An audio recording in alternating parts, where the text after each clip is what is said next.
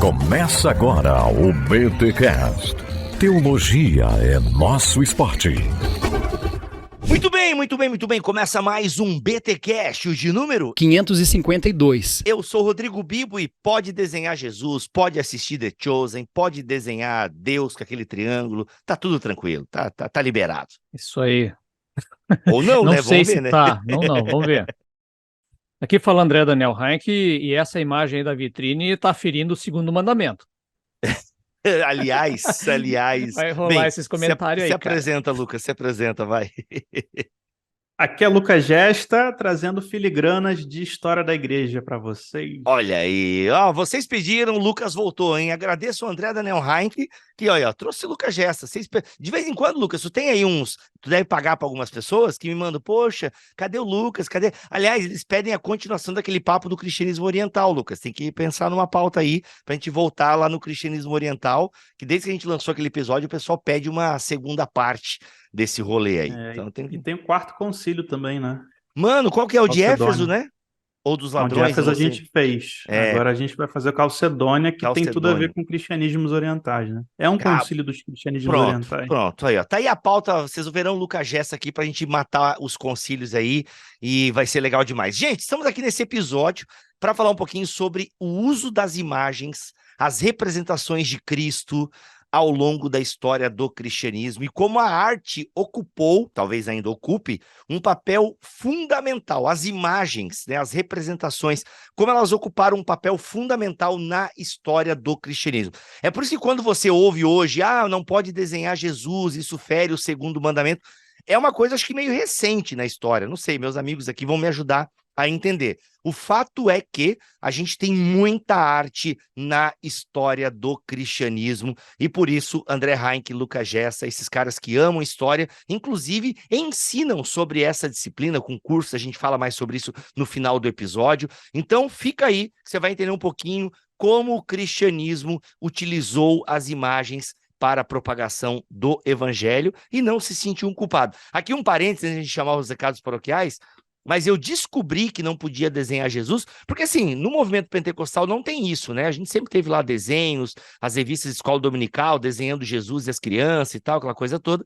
Mano, um dia, numa vitrine do BTcast, a gente tinha um Jesus, assim, aliás, uma vitrine sensacional, que tá um Jesus, assim, e o óculos de Jesus é o universo, tipo, é como se fosse vazado, assim, pro universo, era sobre cosmovisão cristã. E, mano, a galera, tu não acha que tá quebrando o segundo mandamento? Aí eu respondi de forma meio irônica, né? Eu falei, meu, nada a ver, claro que não. E, cara, eu não sabia que isso era um problema teológico muito sério, né? Por alguns irmãos reformados e tal. Eu lembro que eu passei a tarde inteira discutindo com a galera isso daí, sabe? Muito bem, André Heinck e Lucas Gesta, tá? Quero que a gente entenda um pouquinho quando a gente tem imagens, desde quando a gente consegue datar o uso de imagens por cristãos para fins pedagógicos, para fins catequéticos, ou seja, quando que a gente tem registros históricos do uso de imagens usadas pelo cristianismo, ok? A gente consegue localizar isso? Eu lembro só daquele desenho de Jesus com cabeça de burro. Dizem que essa é uma das representações mais antigas de Jesus, né? Que é o nome como é que é? Aristófano adora o seu Deus, né? Alguma coisa assim. Enfim, me corrijam aí e joguei para vocês. Alexâmeno. O que eu falei? Aristófano? Nossa, de onde eu tirei Aristófano? Existe. Inventou algum nome grego aí? Cara, existe Aristófano em algum lugar. Eu não sou tão criativo assim para inventar um nome Aristófano, tá ligado? Bem, se eu inventei, eu vou usar em alguma história que eu vou criar um dia. Mas o Alexêmeno, como é que é o nome, Lucas? Alexâmeno adora seu Deus. É uma pichação contra os cristãos, né? Que representa Jesus Cristo como um asno, né? Um asno crucificado, que era uma maneira de dizer que os cristãos eles eram ignorantes, burros, né? Eram iletrados, eram contra a filosofia. Então, o asno que representava a ignorância seria o Deus dos cristãos. É uma pichação, a gente pode dizer assim, em rocha, na Itália, né? Legal. E é verdade que ela é a primeira representação de Cristo crucificado que a gente tem? Claro que ali é uma zombaria, né? Mas a imagem mais antiga que a gente tem de Jesus crucificado é essa afronta? Possivelmente seja porque na antiguidade cristã não é comum você retratar Jesus crucificado. Primeiro você retrata Jesus Cristo em alguns símbolos do Novo Testamento, o bom pastor, né? O Jesus Cristo com a ovelha nos ombros, resgatando a 100ª ovelha. Depois a gente vai ter o desenvolvimento de Cristo como um soberano universal, Pantocrator, ou Jesus Cristo como o verbo de Deus, então Jesus Cristo segurando o evangelho, então Como é que segurando é um essa livro segunda na opção mão. aí, Lucas? O Jesus Pantocrator. Achei legal essa imagem. Como é que é ela? Que representação que é essa? Pantocrator você vai encontrar geralmente na abóbada das mega basílicas, das basílicas gigantescas ou das catedrais orientais gigantescas lá em cima, como se fosse o Senhor de todas as coisas, né? O Alfa e o Ômega. É um Cristo geralmente sisudo, com o rosto de Senhor, né? É um Cristo representando a soberania da igreja, o poder de Deus na terra, o reino, né? O Pantocrator, que significa o Senhor de tudo, né? O Senhor do universo, é uma segunda fase, já é o Cristo da fase imperial. O Heinck também vai falar sobre isso. O Cristo vai ser representado de acordo com a cultura, né? Então, a cultura, ela vai... E aí, quando eu falo cultura, é a forma como você pensa a religião prévia e a forma como que a religião deve ser pensada por algum aspecto missionário, evangelístico, enfim. Por isso que as primeiras noções cristãs de Cristo são sempre o bom pastor, né? Ou cenas do evangelho. Aliás, enquanto gravávamos esse episódio, você, que tá ouvindo no Spotify, você pode continuar ouvindo aqui no Spotify, no Deezer, na Amazon, na Apple ou no seu app de podcast preferido, mas lá no YouTube a gente tá colocando as imagens que estão sendo citadas aqui. A gente até arrumou a postura aqui, porque agora o pessoal esse podcast que era só áudio, virou vídeo, né? Virou vídeo. Legal. Lucas, então tu falou das imagens. Então, essas são, assim, tirando a do cara lá do Deus Asno lá, as primeiras representações, então, do cristianismo é esse Pantocrator, Bom Pastor. E esse lance do peixe entra nessa conversa do símbolo do peixe e tal? Também não é uma coisa antiga? Como é que é? Bibo, assim, o que acontece? As primeiras representações que nós temos, as mais antigas, são no contexto das perseguições, e estão nas catacumbas de Roma. Entende? Então, ali que você tem o início, vamos dizer, a emergência da arte que se chama de arte paleocristã, antes de ser de fato a arte cristã propriamente dita, que é esta do Pantocrator e tudo mais, você tem a emergência de expressões artísticas no entorno do martírio dos cristãos lá em Roma. Então, você tem ali justamente o uso de figuras que estão relacionadas à ressurreição, a esperança da ressurreição. Então, acontece o martírio, o pessoal enterra, então, esses cristãos martirizados lá nessas catacumbas, né? E ao redor disso se emerge, então, uma arte, uma pintura que é feita em memória, né, deste mártir morto, e já com o quê? Com a esperança da ressurreição. Por isso que o Lucas estava falando o quê? De algumas narrativas bíblicas em que, de alguma maneira, estão retratando essa ressurreição. Então, vai aparecer, por exemplo, a figura de Jonas, sendo, né, cuspido, ou primeiro devorado pelo monstro e depois cuspido pelo monstro. Então, é um símbolo de ressurreição, que o próprio Jesus usa nos evangelhos, né? Então, tem lá a pintura do Jonas. Vai aparecer Moisés, por exemplo, depois soltando a pomba, né? Depois do dilúvio. Também é um símbolo de... Peraí, Moisés ou Noé? Muito obrigado, eu sempre troco Moisés e Noé. Tem aquela piada, sempre né? faço Aquela isso. pegadinha, aquela pegadinha. Quantos animais Moisés colocou na arca? Daí, galera, exato. Não sei quanto. Ô, gente, foi a arca de Noé, pô. Continuando, né? Muito obrigado, eu faço isso o tempo todo, cara. Então, o Noé, né, soltando a pomba, depois o dilúvio, é outra imagem muito recorrente. Aparece, e aí o que o Lucas mencionou, o bom pastor, né? Porque nos evangelhos é a figura do bom pastor, aquele que dá a vida pelas ovelhas, que remete justamente ao bom pastor lá de Ezequiel 34, né, que também é essa figura que aparece do Antigo Testamento e replica no Novo. Só que, o que acontece? Nas catacumbas romanas, o que eles vão usar lá é o cânone artístico do mundo que eles conhecem, que é o mundo grego. Então, a figura que aparece lá, para ilustrar o bom pastor, é o do Hermes Crióforo, que é o Hermes que carrega o cordeiro nos ombros, o deus Hermes, né?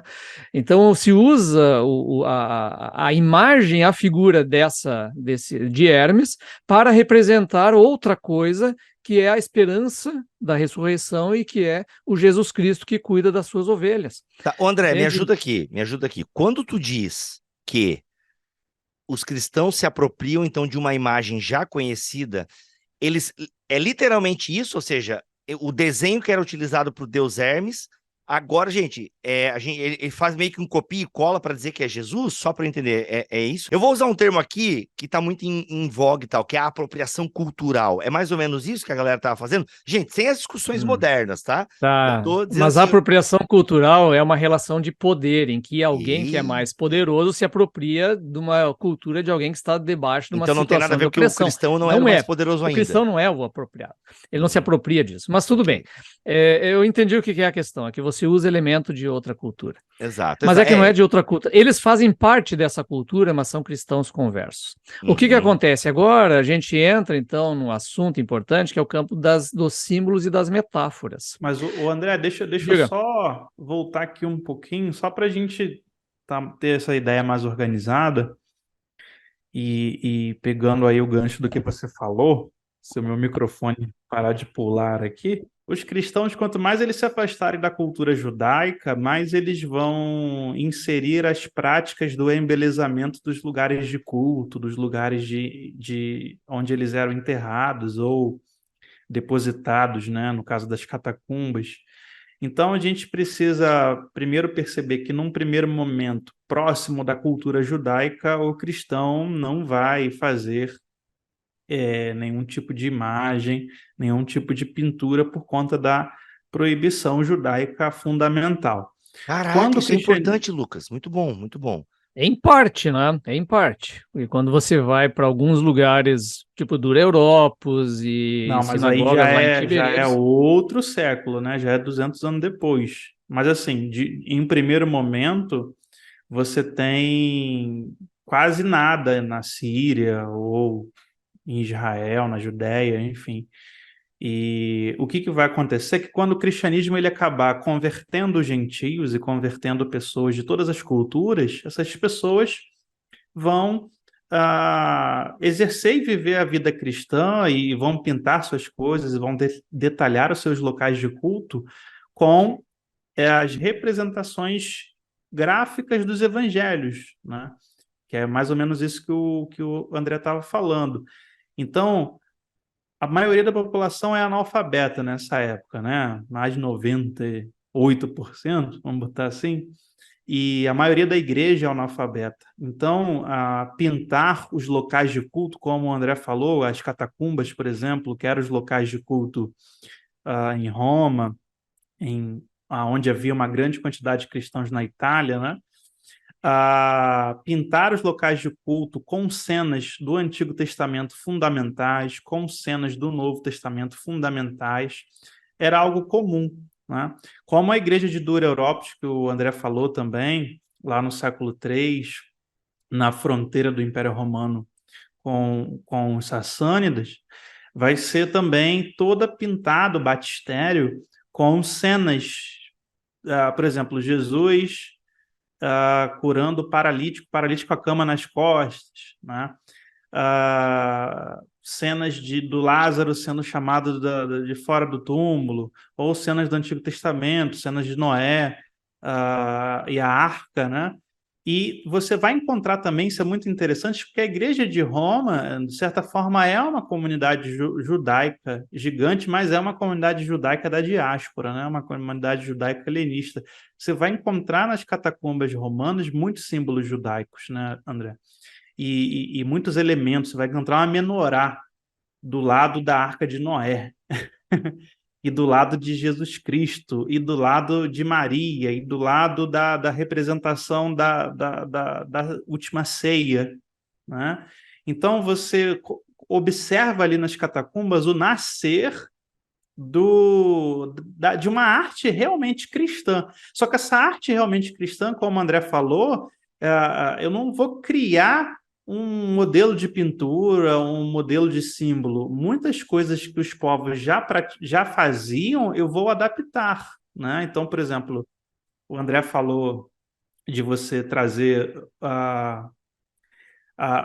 do cânone, né, romano para representar o bom pastor, isso aí não é porque eles eram idólatras ou porque eles estavam sincretizando, mas é porque essa é a forma que se tem artisticamente de pintar aquele símbolo. E também é uma forma de evangelização, porque ao invés das pessoas estarem adorando o panteão romano, aqueles elementos do panteão greco-romano que se assemelham a Cristo, eu aponto para Cristo. Aliás, isso é uma estratégia que começa na evangelização alexandrina, né? Que o Logos ele semeou o verbo da revelação, parte da revelação por todas as coisas, portanto, em todas as religiões tem elementos que apontam para o Logos. Então, vai ser muito comum, de Ocidente a Oriente, de Norte a Sul, aqueles elementos religiosos que mais apontam para Cristo, você continuar usando. Aqueles que não apontam, você retira. Então, você vai ver, por exemplo, os cópitas usando o Ankh como a sua cruz em algumas artes cóptas. O Ankh é aquele símbolo egípcio da eternidade, né? E outra coisa também, os cristãos mais letrados ou com mais condições vão representar esse Jesus Cristo mais bem bonito dentro de um cânone formal artístico. Dentro de lugares mais pobres é o cara pintando gravetinho lá, né? E as cenas do evangelho meio feias, assim, meio esquisitas, mas pintando também. Então, por exemplo, o bom pastor, você vai ter o bom pastor bem greco-romano e você vai ter um bom pastor bem oriental, judaico, assim, ou dentro do modelo de homem formal do Oriente. Então, esse próprio Cristo com a ovelha nos ombros, ele vai ser pintado com várias formas, com roupas diferentes, calçados diferentes, as feições do rosto são diferentes, obviamente. Então, é sempre bom a gente perceber que o cristianismo ele vai se adaptando à cultura e criando a sua própria cultura com base, obviamente, na Bíblia. Tem um detalhe importante, o Bibo, é que a gente citou ali Dura Europos, né? Tem a igreja com algumas pinturas ali. No mesmo lugar, na mesma cidade, você tem também uma sinagoga absurdamente ilustrada nas suas paredes, mas absurdamente. Tem Moisés, a travessia do mar, tem as histórias de Josué, tem o Antigo Testamento inteiro ilustrado nas paredes dessa sinagoga na mesma época. Ou seja, não é um movimento, um fenômeno exclusivamente do cristianismo que vai para lá. Então, as sinagogas judaicas também têm um processo de uso muito grande desse universo artístico do mundo greco-romano, né? Inclusive inclusive, né, para o horror de muitos, com representação de Yahvé como o Sol Invictus, né? Lá em Tiberíades aparece essa figura no chão, né? Junto com uma composição de mosaicos, né? E com o que ao redor dele os signos dos zodíacos, né? Os 12 signos, que é uma coisa muito comum na tradição judaica, né? Então O André solta essa assim e segue, né? Isso remonta a que data, André, mais ou menos? Essa sinagoga de Tiberíades, eu acho que é o século IV, se não me engano, 3 ou 4, uma coisa assim. E nós estamos falando essa sinagoga lá de Dura Europos é século III, é da mesma época da igreja de Dura Europos lá. E ela é muito mais rica na ilustração. Ali aparece uma coisa que vai ser muito comum na tradição cristã depois, a representação de Deus com uma mão. A Manus Dei, né? Quer dizer, vindo do céu das nuvens, uma mão apontando para baixo. Espaço, mão, gente. Não é o Deus mamão, tá? A mão, né? Então, Manus Dei, mão, né? Uma mão saindo do céu, né? Para baixo. Isso aí vai aparecer muito na iconografia cristã durante muito tempo, né? Essa figura. Tá, André, isso já existe no mundo judaico, né? Deixa eu só me organizar aqui. O que é essa igreja Dur Europos que vocês estão citando? Dura Europos é uma cidade que fica na Síria, divisão na fronteira com o Iraque, mais ou menos por ali, né, Lucas? Eu não me lembro exato. Entende? Esse é o lugar de culto mais antigo já encontrado pela arqueologia. É Dura Europos. E remonta ao século... igreja mais antiga, vamos botar assim, é a igreja mais antiga que sobrou. em pé. Entendi. É uma casa romana adaptada para ser uma igreja. É uma domus romana que virou uma igreja. Que da hora, que da hora. E as catacumbas de Roma remontam, é um pouco mais velha daí, mas daí não é um É templo, um pouco né? depois, mas é nessa época. Ah, é nessa Pega a época época das também. perseguições. É no final do século II e durante o século III, ali até 250, até o final do século III. E depois ficou virando lugar de visitação e também até de cultos mais tarde. Daí A se gente tem constrói a acesso a igreja lá isso hoje? dentro e tal. Não, não tem mais Claro, acesso. Pô, claro. que da hora, velho. Visitação turística é obrigatória em Roma, né? Caraca, eu vou pra Roma ver isso aí. Mentira, vou só pra Londres, hein? Eu e André Heinck em Londres, dia 13 de julho. Aguarde mais informações. Aguarde mais informações. Cara, sensacional isso aí, sensacional. Entende? Então, E resgatando só aquela pergunta que o Bilbo fez, outros símbolos começam a surgir como símbolos que representem os cristãos em ambiente de perseguição. Então, como você perguntou, o peixinho, o ictus, né, Uhum. que vai ser transformado num símbolo pleno cristão, até o próprio nome dele vai virar um acróstico de Jesus Cristo, Filho de Deus Salvador, né? Como é que é em grego? Alguém Porque lembra? Jesu Christu, Uituteu Soter, não é? Alguma coisa assim? isso Jesus aí. Cristo de Deus Filho Salvador. Caraca, me E abraça, senhor Vise, que eu lembrei da aula de grego agora. Que é isso? E até em áreas assim que não tinha pescaria, ou rio, ou mar, vai ter relatos, documentos de alguém perguntando: por que tem tanto pescador aqui que se não tem pesca nessa área? E eram Caraca. igrejas que eram marcadas como locais de culto, com o ictus, né? Ah, você também tem a questão do pão e do peixe, é muito importante. Você vai encontrar o pão e o peixe, que seria a multiplicação, né, dos pães e peixes, em todas essas artes primárias aí mais antigas, o pão, o peixe, o ictus, a mesa da ceia, né? Porque o culto era dividido em duas partes, né? A primeira parte era o serviço da palavra e depois o serviço da mesa. Então, o serviço da mesa é o serviço mais sagrado, mais importante. O serviço da mesa é o que tem mais solenidade. E aí ali você está representando a última ceia novamente e ceando, né? E participando da ceia.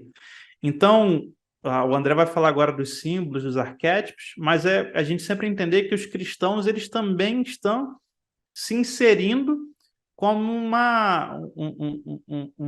um povo que está criando uma história intelectual, está criando símbolos, arquétipos, construindo a sua própria literatura que está surgindo, a radiografia, criando modelos, cânones, inclusive, que serão cânones artísticos no futuro que eles estão formando, cânones literários que eles estão formando aí, os diversos atos estão surgindo também. Esse século III, infelizmente, a perseguição que houve vai destruir gigantescamente tudo, mas o século III, como você perguntou, é o nascimento dessa arte, essa parte de pintura, né? Não tinha escultura, tá? É só pintura. E também o nascimento da literatura, porque você pega os Atos de Pedro, Atos de Paulo, Atos de Tomé, que é uma forma de literatura cristã original, que não existia antes e nem se compara a nada do mundo antigo, nessa época também. E a própria hagiografia, né? Que é você construir o martírio como um modelo de vida cristã correta e você criar um modelo para você narrar esses martírios, que mais tarde vão ser a história, né, dos santos e das santas cristãs. Então, é muito interessante a gente partir para o lado de entender essa história artística, literária cristã, e como é que eles vão lidar nesse sentido com o Deuteronômio, com o Antigo Testamento. Não precisa, porque nesse momento ali é só uma ilustração, tá? É só uma forma de mostrar para as pessoas que não sabiam ler e escrever o que acontecia na Bíblia. Ilustrar, igual se tivesse uma Bíblia de estudo que tem um mapinha, que tem foto, ou Atlas que o André vai lançar aí, ou qualquer ilustração que a gente tenha de Cristo na internet, né? Tá, ô Lucas, espera aí. Eu não sei se era isso que tu estava respondendo, não sei se tu já estava respondendo a pergunta que eu estava pensando em fazer, mas tu mencionou que nós tínhamos imagens, e quando você fala imagens, artes, você fala de algo, né, feito nas paredes, catacumbas, e uma representação tipo em tela, por assim dizer, numa tela. E você fala que não tem esculturas, não tem Afrescos. estátuas. Sim. O fato de não ter estátua, será que o cristão primitivo ele tinha essa ideia de que se fizesse uma estátua desse jeito estaria infringindo lá o segundo mandamento, de não fazer imagens no sentido de estátuas mesmo? Ou nada a ver, não tem como a gente rastrear isso? Sim, porque o mandamento do Antigo Testamento de proibição é exatamente essas esculturas, esses altos, porque as esculturas, elas são as próprias divindades representadas para o mundo antigo religioso. Então, quando você está com uma imagem ali de Zeus, ou você está com uma imagem ali de qualquer ser da terra, do céu, de qualquer divindade, você está com ela própria ali. Então, inicialmente, você não precisa construir em madeira ou em cerâmica ou em pedra Cristo, porque Cristo já está encarnado e presente. Mas isso, pelo menos ali no início, na Idade Antiga, né? A gente vai ver que na Idade Média, no Ocidente Europeu, a Igreja Católica começa a construir esculturas, né?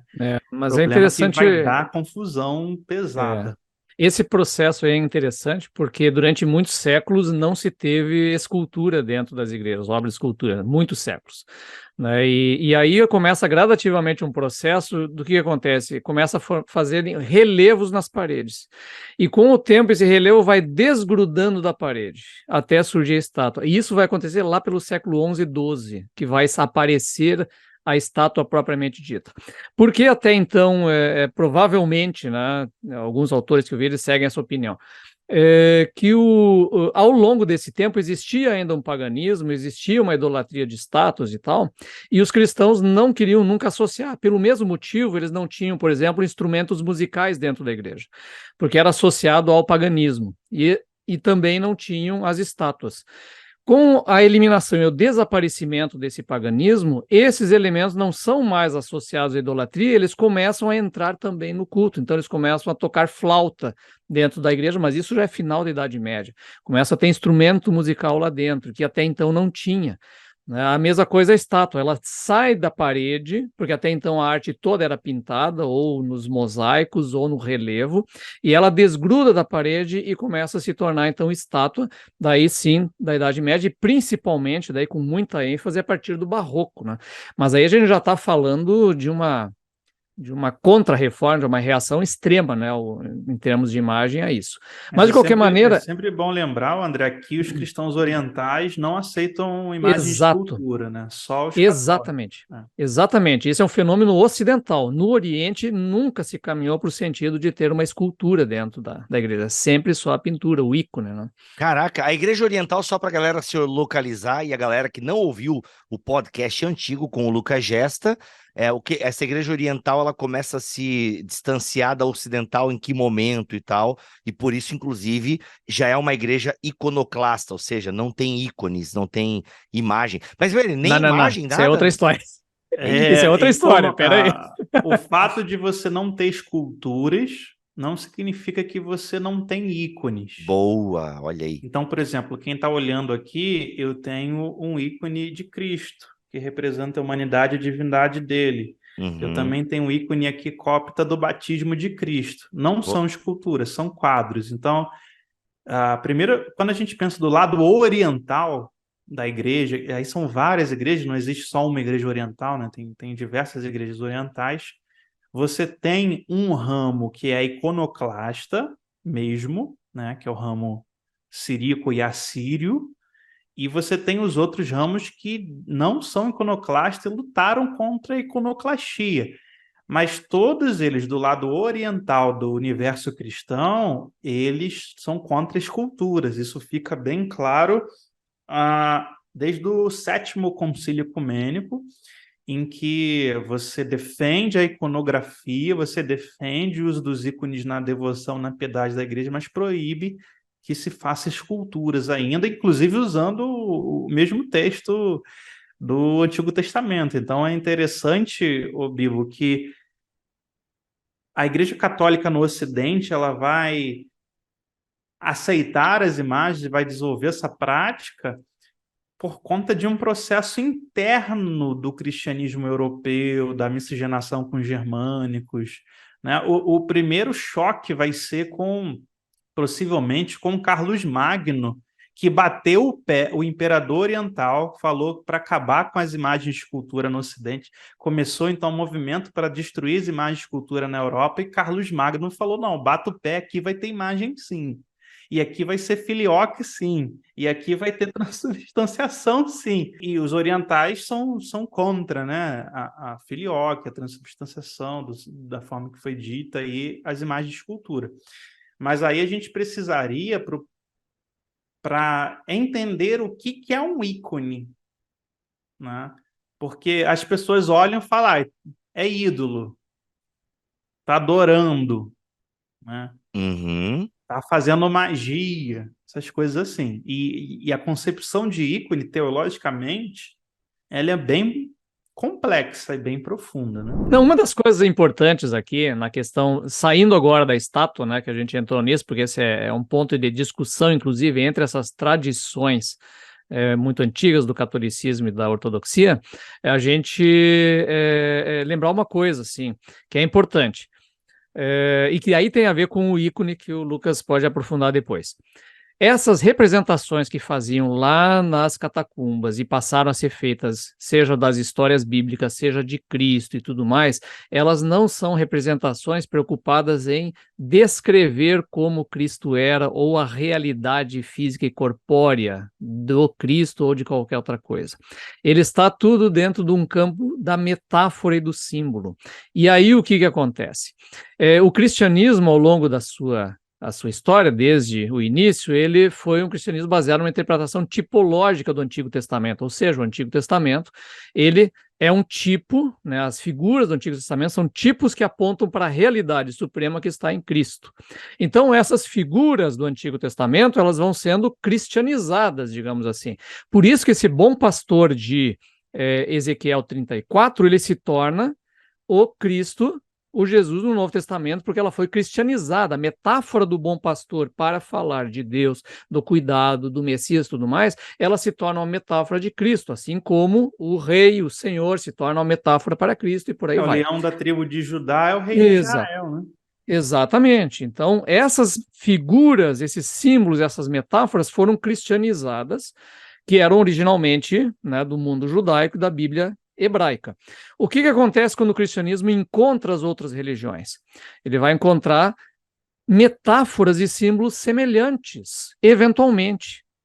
Então, o Hermes é um desses. O Hermes é o bom pastor na tradição grega.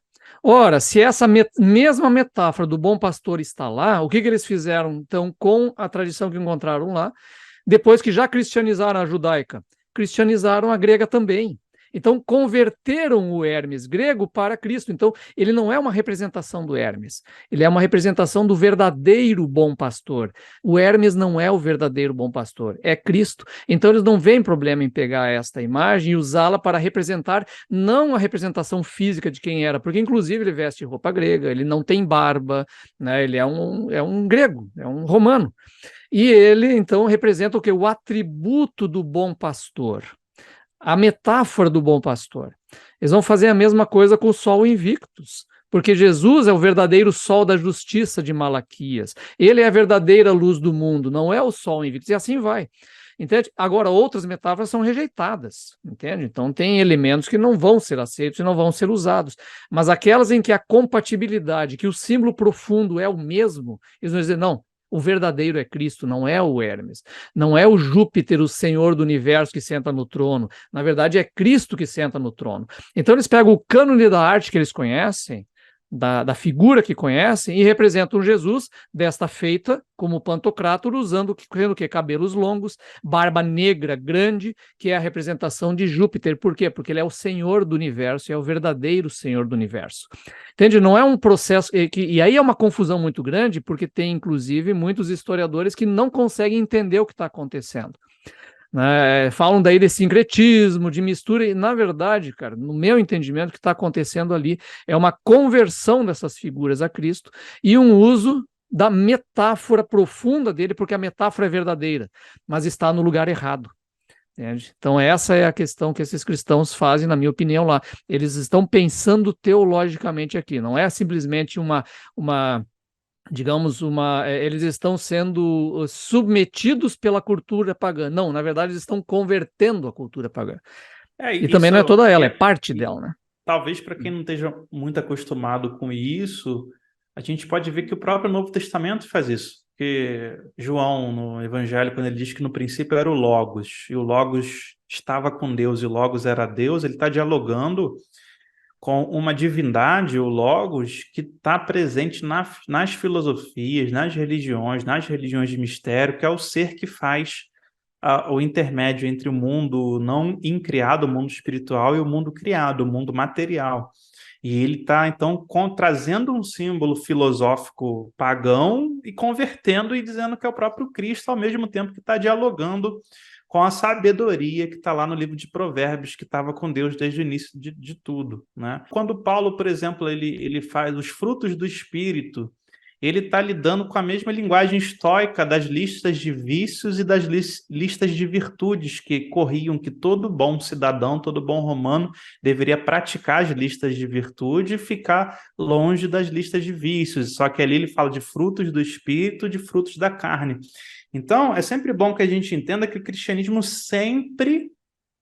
Antes do cristianismo, né, desde o movimento de Jesus, desde os primeiros apóstolos e dos evangelistas, de se comunicar com a cultura da forma que a cultura entenda, de comunicar a vida de Cristo, o evangelho de Cristo, os atributos de Cristo, da forma que essa população pagã compreenda. Portanto, que eu falei no início, quanto mais longe do judaísmo da Palestina, ou da terra da Judéia, né? Quanto mais longe do judaísmo original, que é esses cristãos perto do judaísmo, daquele grupo chamado de Hebreus, lá em Atos 5, Atos 6, quanto mais longe desse grupo, que só dialoga com o Antigo Testamento, e mais próximo do mundo que nem conhece o Antigo Testamento, vai ser natural eu converter-me e converter símbolos e trazer. É a mesma coisa que os missionários fazem até hoje nas tribos nativas, sejam africanas, asiáticas, brasileiras, enfim. Então, a gente está até fugindo um pouco aqui, mas eu sempre gosto de mostrar que essa ideia do logos espermaticose, que é uma ideia que está lá em Justino Marte, está lá na Escola de Alexandria, é que o verbo está semeado nas civilizações, nas culturas, né? E existem elementos que você apontam para Cristo a partir desses pedacinhos dessa palavra semeada. E você utiliza, você se comunica com essas pessoas apontando Cristo. Não são a verdade, não salvam, mas apontam para Cristo, né? Então é interessante a gente sempre partir daí para explicar isso, porque a população evangélica ela foi formada dentro da iconoclastia mesmo, né? Até igrejas que utilizam imagens e utilizam imagens de escultura nos Estados Unidos, como os metodistas, né? Luteranos, anglicanos, que utilizam imagens de escultura de Maria, dos santos, de tudo, nos Estados Unidos e na Europa, aqui não existe. Então, aqui nós fomos naturalmente, como o Heinck trouxe aqui, a gente é o anti-barroco. É o anti-imagem, tem que ser o oposto do que a Igreja Católica Brasileira, que é a Igreja Católica Brasileira, artisticamente, já é o oposto do protestantismo inicial, já é uma contra-reforma artisticamente. Então, a gente o que veio para o Brasil e o que veio para o Brasil é o barroco, né? É o barroco. E as pessoas assim, não, isso é idolatria, não, isso é pecado, não, isso está violando o Antigo Testamento. E se você observa a tradição protestante dentro da Europa e dentro dos Estados Unidos, você tem iconografia e você tem também até imagens de escultura. Então, só para a gente entender que estamos imersos dentro de uma cultura evangélica brasileira que é iconoclasta e rejeita, e eu respeito totalmente, tá? Eu não estou aqui diminuindo ninguém, não. Respeito a iconoclastia, tanto a oriental, a evangélica, a protestante, no caso dos menonitas e dos quakers, enfim.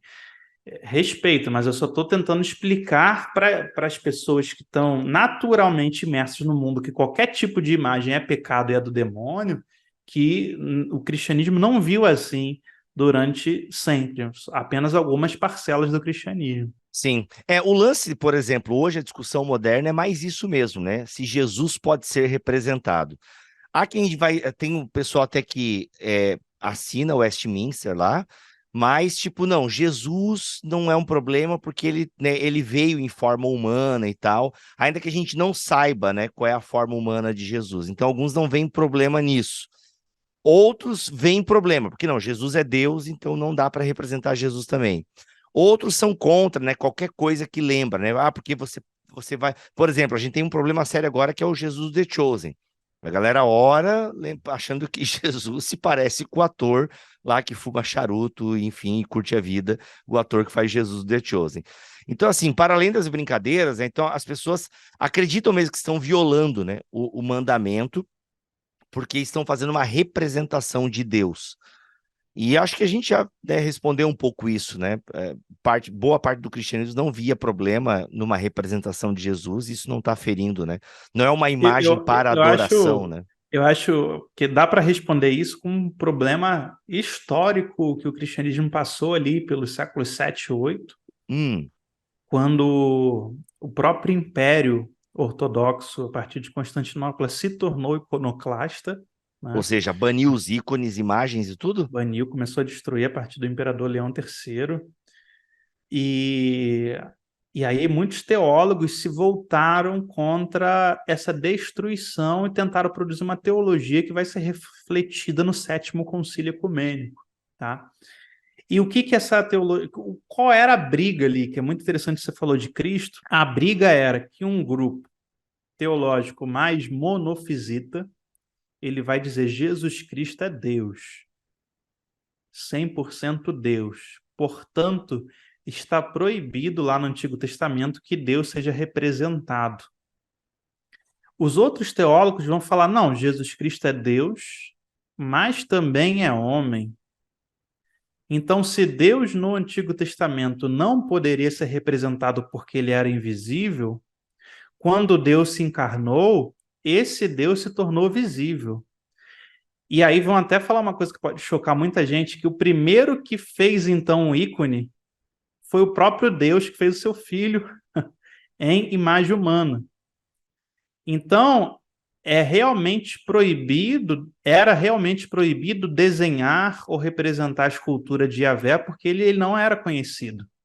Mas, a partir de Cristo, que é Deus encarnado, agora ele é visível aos olhos dos homens. Portanto, ele pode e deve ser representado. Essa é a defesa de São João Damasceno no concílio, né? Pró-ícone contra a iconoclastia.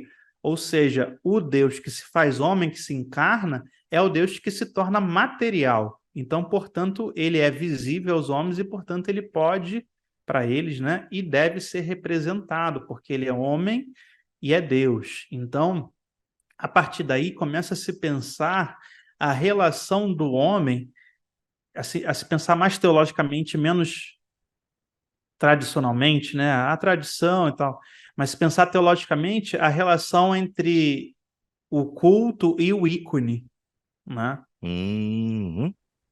Para realmente tirar o excesso das pessoas, para dizer que o culto jamais... Eu tenho o ícone, que é a representação de Jesus ou do Espírito Santo, enfim. Mas esse ícone, o objeto em si, ele jamais a gente pode imaginar que ele em si seja a divindade, mas ele é uma janela para a divindade, ele representa o prototipo, Que é o ele papel da arte, representa né? quem ele está pintado, Uhum. né? Aí, realmente, nesse sentido, aí, tanto as igrejas orientais, a igreja católica, elas entendem totalmente diferente do protestantismo. Por quê? Vai fazer parte do devocional cristão dos orientais ou dos católicos esse culto de doulia aos ícones, né? Doulia em grego, veneratio em latim, que significa honra. Então, você honrando os ícones, você está honrando a pessoa que eles são representados, né? Porém, se fez questão de separar do culto de latria, que é o culto de adoração. Então, a adoração ela só pode ser dada ao Pai, ao Filho e ao Espírito Santo. Passou disso, seria idolatria. Os ícones e a própria Bíblia, o Evangelho, o lecionário, eles devem ser venerados, porque isso faz parte da devoção desses cristãos, né? Ou seja, assim como você lê a Bíblia, ora, faz jejum, e se santifica, você também venera os ícones, porque isso faz parte da devoção. Mas não que o objeto material em si seja algo, mas aquilo que o objeto, através do que ele está pintado ou confeccionado, ele representa. Pode ser um afresco, vidro, pode ser um quadro, pode ser... E escultura mesmo, só é permitido fazer a cruz no Oriente. Diferente do Ocidente, no Oriente só cruz de escultura. Então, a ideia é que quando você olha o ícone, esse ícone te transmite ensino, devoção. Assim como quando você lê a Bíblia, que é escrito em caracteres humanos e está num papel, você também recebe ensino, devoção, você recebe ali uma mensagem espiritual, sagrada. Então, isso aí, lógico que nós protestantes não entendemos assim, mas é só explicando que vale a pena. Então, os cristãos antigos, eles têm a Bíblia, e aí, antigo que eu falo, a partir do século V, VI, VII, medieval, e eles também têm os ícones como meios de edificação espiritual, né?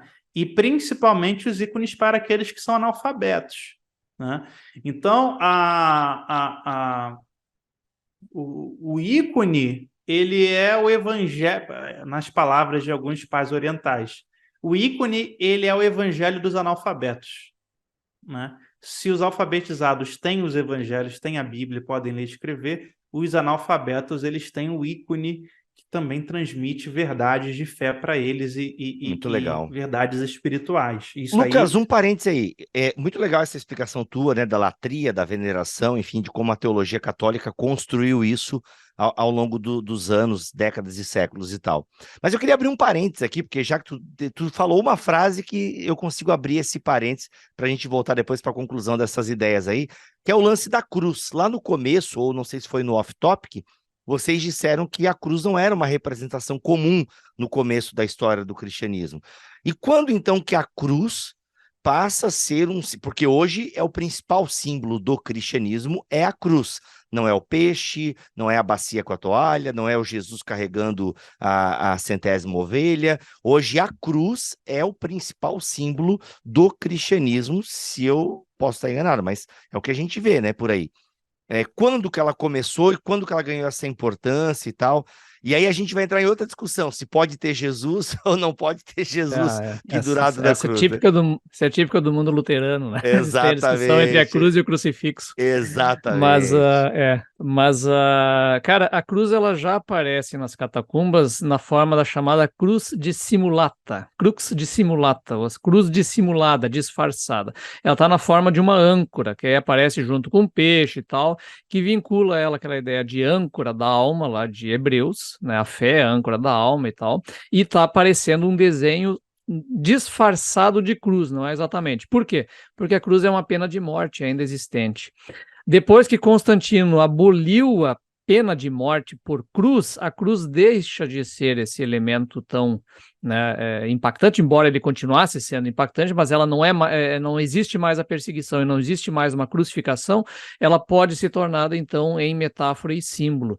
E aí ela começa a ser usada principalmente na arte imperial a partir desse momento aí. Então nos mosaicos das obras que Constantino mesmo constrói, vão começar a aparecer as cruzes, né? Pelo menos são as mais antigas aí. Não do crucificado ainda, esse vai ser mais tarde, mas a cruz começa a aparecer a partir daí, né? E é muito importante também que a mãe de Constantino, ela descobre a Santa Cruz, né? Cruz que Cristo foi crucificado lá em Jerusalém. Eu não estou dizendo que eu acredito nisso, tô falando que a tradição diz, tá, gente? Muito bom. E- Cara, que legal essa ideia, né? A gente tem foto dessa âncora aí, essa representação? Tem as catacumbas, é uma Tá imagem aparecendo na clássica, tela né? então, ó, galera. Ó, quem tá vendo no YouTube tá vendo a imagem aí. Poxa, show de bola, show de bola. E E esse quem, lance, e né? quem fizer o curso meu com Heinck de História da Cultura Cristã tem isso tudo explicado passo a passo, só fazer o merchan Peraí, como é que prévio. é? Tem um curso disso aí? E, ó, isso aí não estava programado, hein? Esse jabá aí foi enfiado agora e tá muito bom. Então vocês têm um curso e tal, que tem toda essa história da arte. O que a gente tá falando aqui, então, é um en passant, é uma voada de satélite sobre o tema, né? O que a gente está falando aqui, eu e o Heinck, são os tópicos, muitos tópicos do nosso curso de História da Cultura Cristã, que a gente pega isso, tudo que a gente falou tá lá, passo a passo, com a imagem, Que legal. até com vídeo, né, Heinck? Até vídeo a gente E tem lá. é a inscrição perpétua ou vocês abrem alguns períodos e fecha e tal?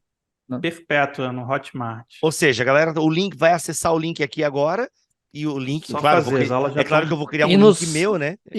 e nos nossos perfis aí do Instagram também tem lá. Legal, legal. Mas, ó, tem o link do Bibotalk aqui desse Isso curso, aí, hein? vamos lá.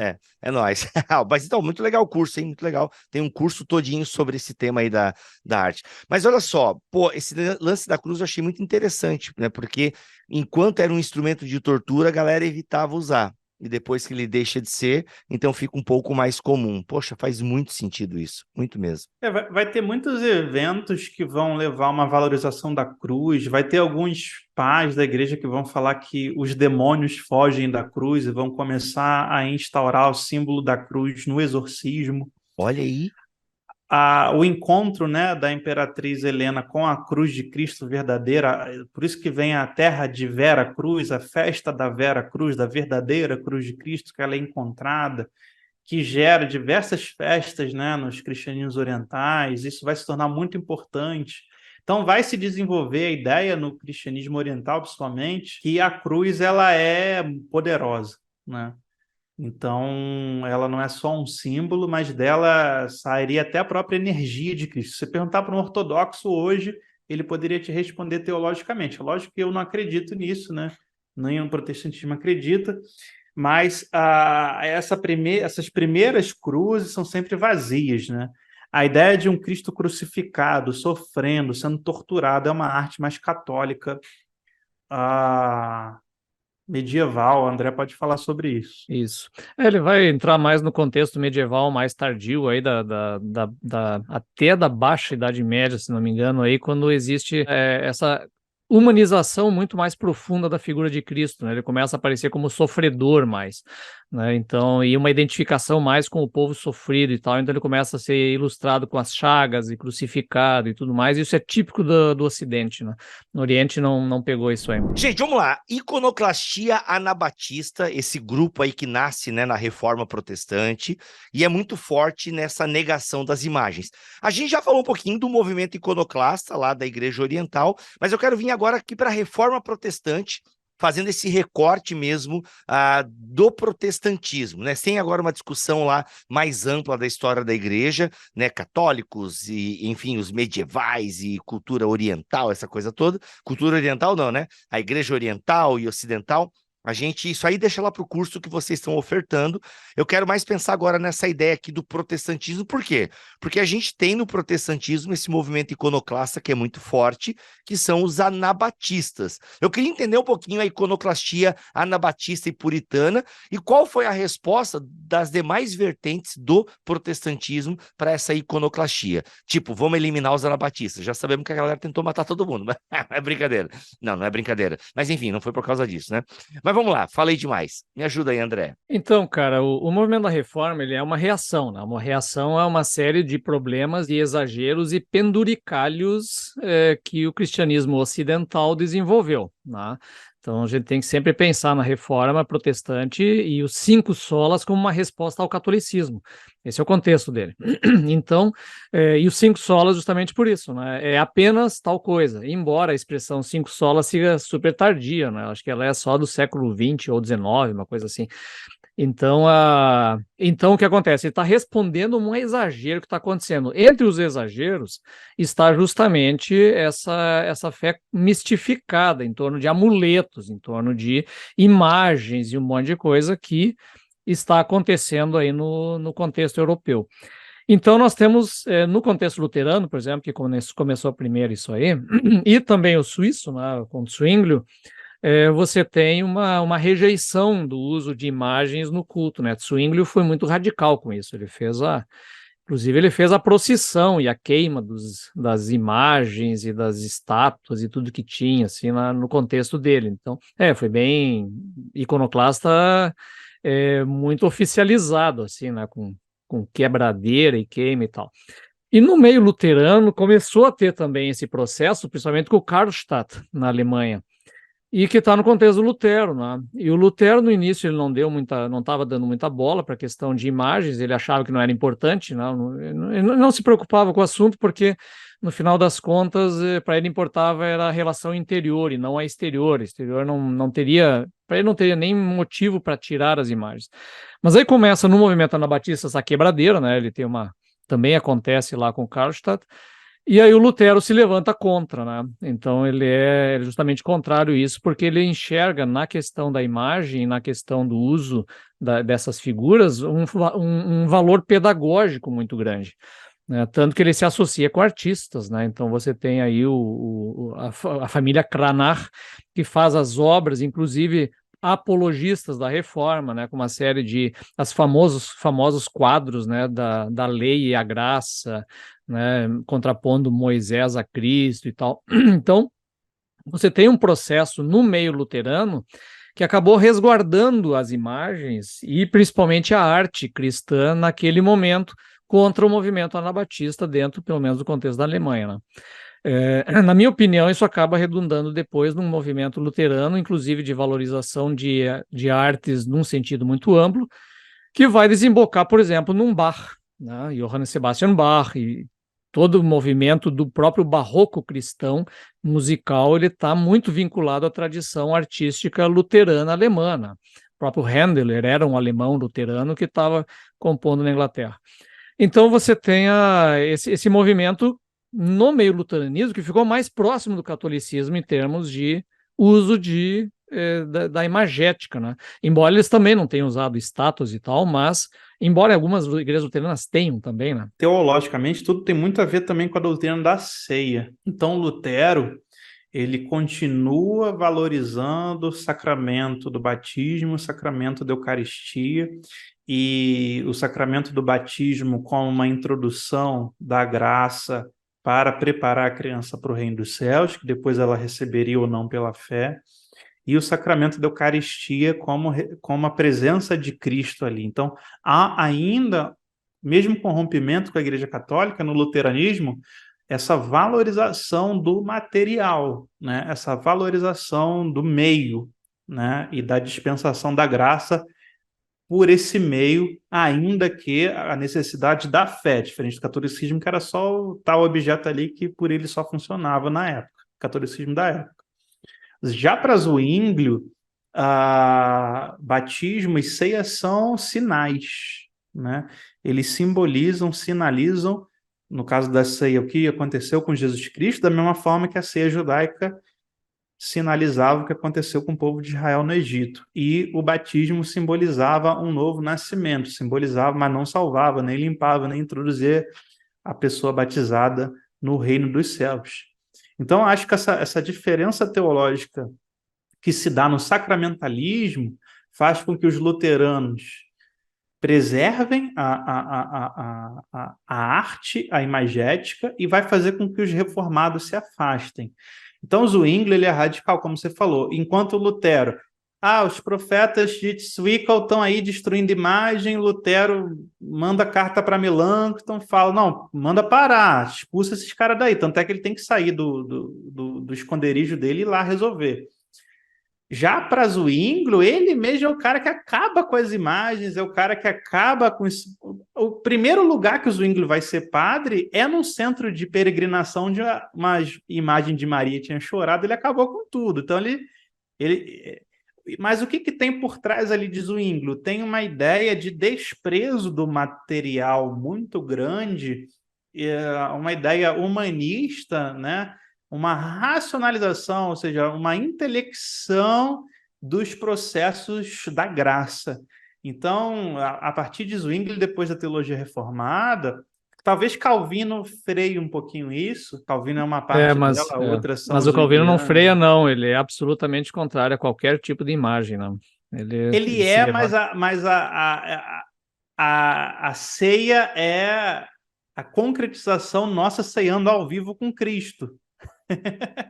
Então, eu falo assim, no campo da ceia, Calvino dá uma freada no que Zwinglio propunha e faz, sei lá, um meio termo entre Zwinglio e Lutero, ou entre Zwinglio e Estrasburgo, sei lá. Mas pensando nesse sentido, Zwinglio fala tudo o que os apóstolos não faziam, a gente não vai fazer. E Lutero fala, tudo que a Igreja Católica faz e vai contra a Bíblia, a gente tira. Zwinglio vai falar, tudo que a Igreja Católica faz e não está na Bíblia, a gente tira. Então, Zwinglio tira todas as imagens, inclusive tira o órgão da igreja, porque os apóstolos não tocavam órgão, né? Caraca, já vem daí esse rolê, hein? Olha aí, cara, mano. mas aí por isso que na questão do ali de Genebra e o Calvino, ele faz a mesma coisa em termos musicais, por exemplo, né? Vai se entoar apenas os salmos, não pode ter instrumento musical e tal. Então existe um processo ali que acontece em relação à imagem que está dentro da igreja, que ela é expulsa de dentro da igreja, né? Então, e isso em alguns comentam também, ele vai começar a fazer com que a própria arte, que até então era absolutamente cristã, ela vai começar um processo de laicização, porque ela sai da parede da igreja e ela vai para o quadro do artista lá fora. E aí vai entrar um processo de secularização do surgimento da arte secular e laica e tudo mais, né? Que ainda durante um tempo ainda tem uma certa transcendência nessa arte, com grandes figuras como Rembrandt, por exemplo, que é sempre citado como, né, um calvinista importante, mas, de qualquer maneira, a arte ela está num processo de expulsão de dentro da igreja, salvo, claro, algumas exceções, como o Lucas estava dizendo antes. Aquilo que tem da expulsão deles não é o nível da nossa. Eles têm lá o vitral, com a imagem bíblica, ele tem uma série de elementos que para nós cheiraria a catolicismo, que não estão nesse nível aí do que nós temos aqui no Brasil, né? Que aqui a reação é absurdamente extrema.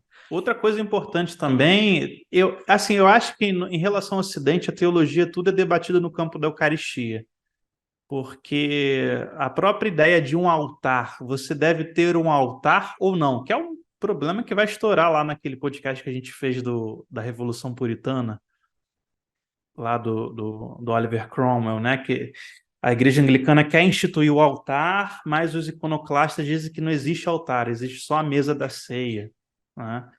Então, a própria arquitetura das igrejas calvinistas, elas se diferem da arquitetura das igrejas anabatistas bíblicas e racionalistas, mas também existe outro tipo de teologia reformada que não segue necessariamente Calvino e que vai gerar artistas e arte, né? Não recheada de imagens, como no anglicanismo, no luteranismo, mas arte nos Países Baixos. Então, e a própria, como o André falou aí, a questão da música, Zwinglio, alguma época, chega até um radicalismo de tirar a música do culto e o culto ser só oração e pregação.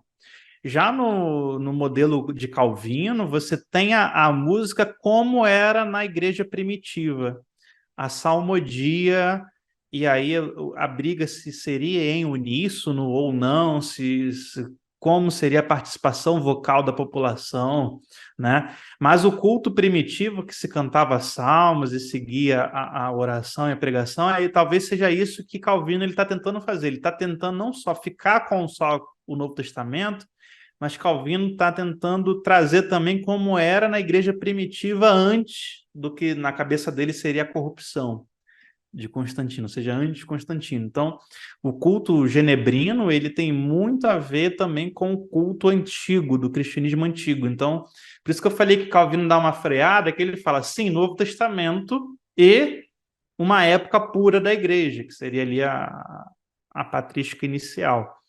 E aí você ter essa, diferente da Igreja Católica, você ter essa instrução musical para o povo, porque na Igreja Católica o povo não cantava nem podia cantar, né? E na Igreja Protestante o povo canta.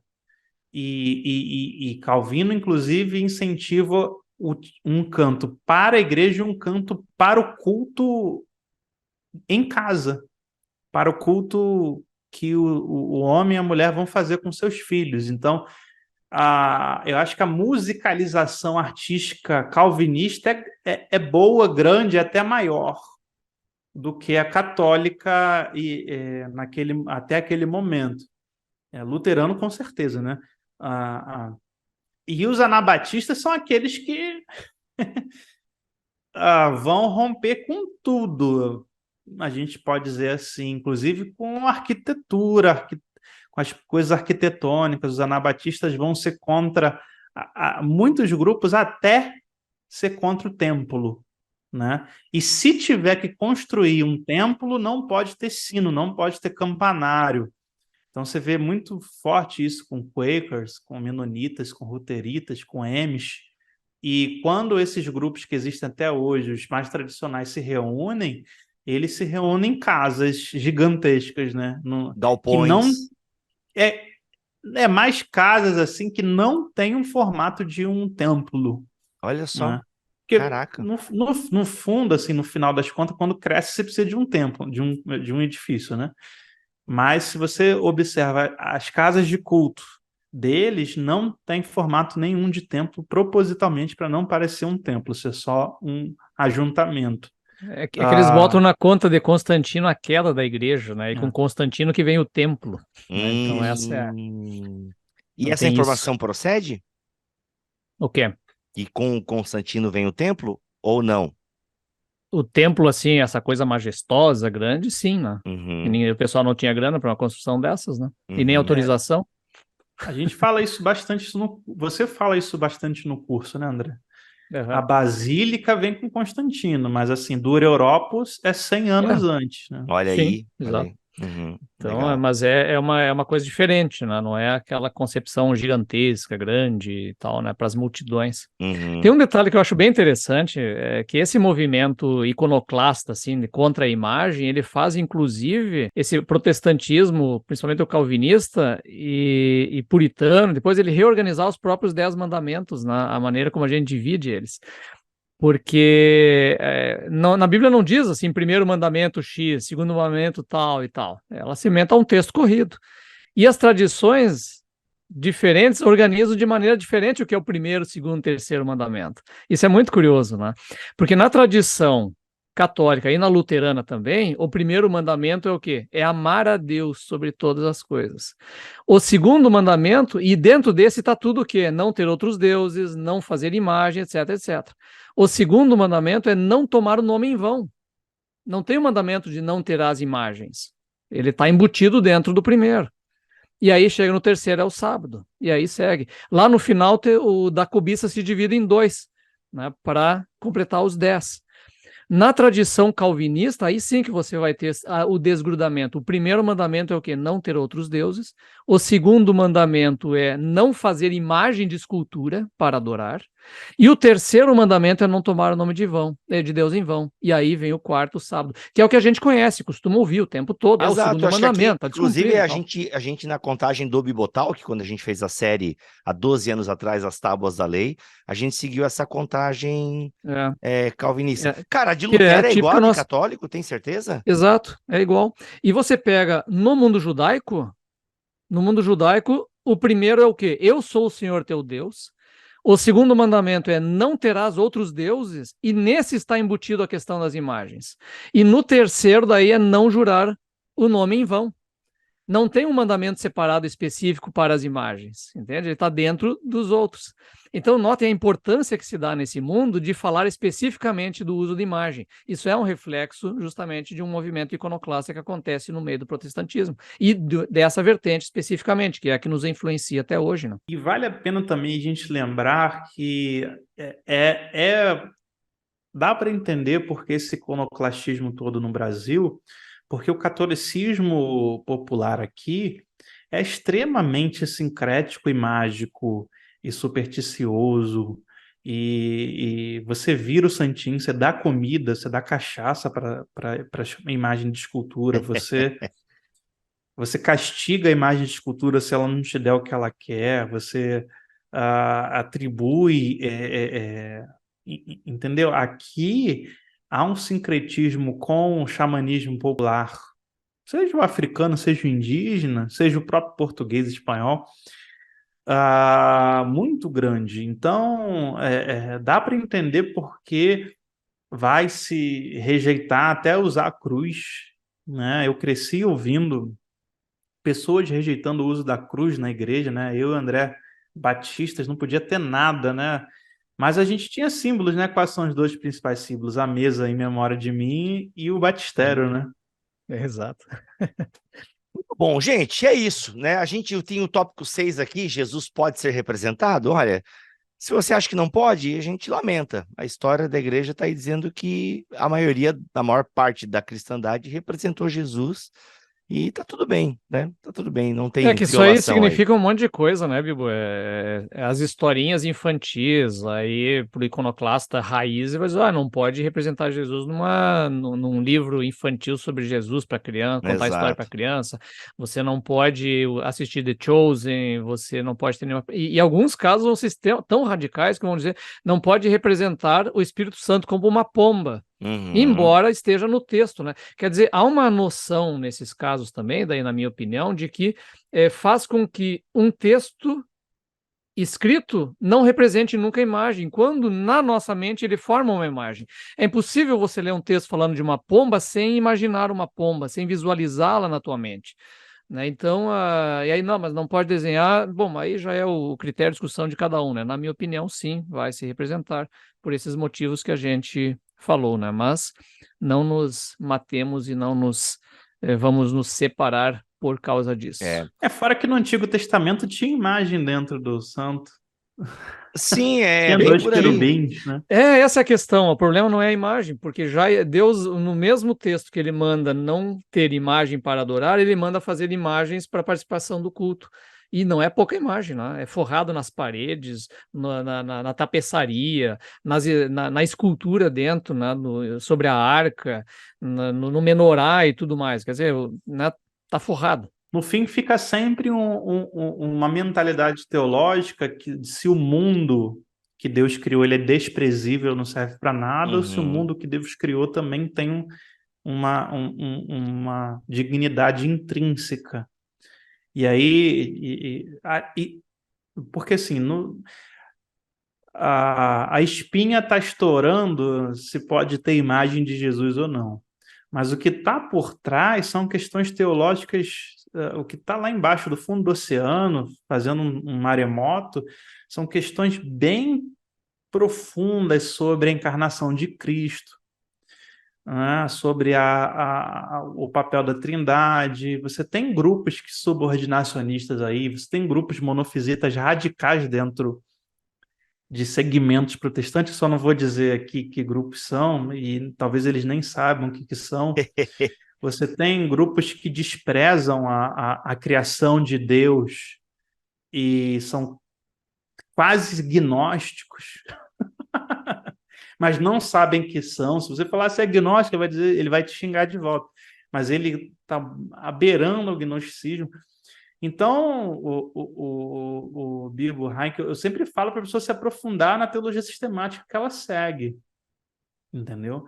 Que ela compreenda, que ela vai buscar a raiz da teologia sistemática que ela segue, porque às vezes ela está achando que ela está sendo bíblica e, na verdade, ela está seguindo uma corrente de pensamento, de interpretação sobre a Bíblia, não está seguindo a Bíblia em si. Então, é sempre bom a gente ter essa noção que o que está estourando é se pode ter um Jesus no The Chosen, não, mas o sintoma, isso é só o sintoma, que está por trás são outras coisas teológicas mais profundas. Eu estava vendo aqui, enquanto vocês falavam, eu me distraí um pouco, porque eu estava procurando sobre a questão do mandamento luterano. E, de fato, há uma confusão aqui, por isso que eu me confundi. Porque, olha só, André, nesse livro aqui, ó, Orientação para a Vida, Direito e Lei no Antigo Testamento, do Hans Joachim Bucher, tá? Tá aqui, ó, quem tá vendo no vídeo, tá vendo a capa do livro, tá? Ele segue, então, acho que a contagem reformada dos mandamentos, porque o segundo mandamento aqui é não farás para ti imagem. Mas eu abri aqui o Catecismo Maior de Lutero, onde Lutero esboça os 10 mandamentos, e, de fato, o primeiro mandamento é não terás outros deuses além de mim, e o segundo mandamento, não usarás o nome do Senhor teu Deus em vão. De fato, o Lutero, então, fez uma... Você está certo, André Heinck. Olha aí. Mas o Sabe Hans onde é que eu aqui... descobri? Sabe onde é que eu descobri isso? Quando eu Ah, estava entre os luteranos e a gente fez uma espécie de quiz de perguntas e eu perguntei os 10 mandamentos. E aí eu vi que nosso era diferente do deles. caraca, mano. Mas tu vê, o Hans aqui, ele me enganou, porque ele é um livro da Sinodal, uma editora luterana, e ele tá seguindo a contagem reformada aqui. Ele tá seguindo a contagem reformada. Muito bom. Gente, muito obrigado, André. Muito obrigado, Lucas, pela presença de vocês aqui neste podcast histórico. Olha aí, em vários sentidos do termo. E, ó, eles têm o curso, hein, gente? André e Lucas têm um curso sobre história, arte, cristianismo, fé.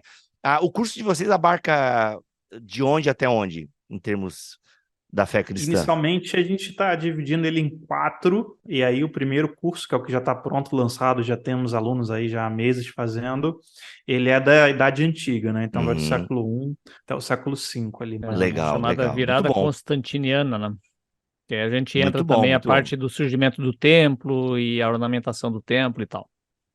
Muito legal. Gente, E quem o quiser fazer o curso curso... tá, ó, muito top. O Heinck, ele pega as imagens e as fotos e vai ilustrando. Quem faz está gostando demais, gente, e o curso você pode pagar no cartão, parcelar.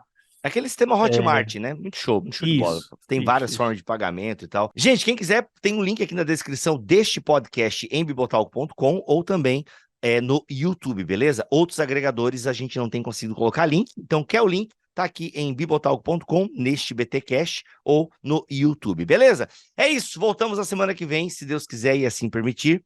Fiquem todos na paz do Senhor Jesus.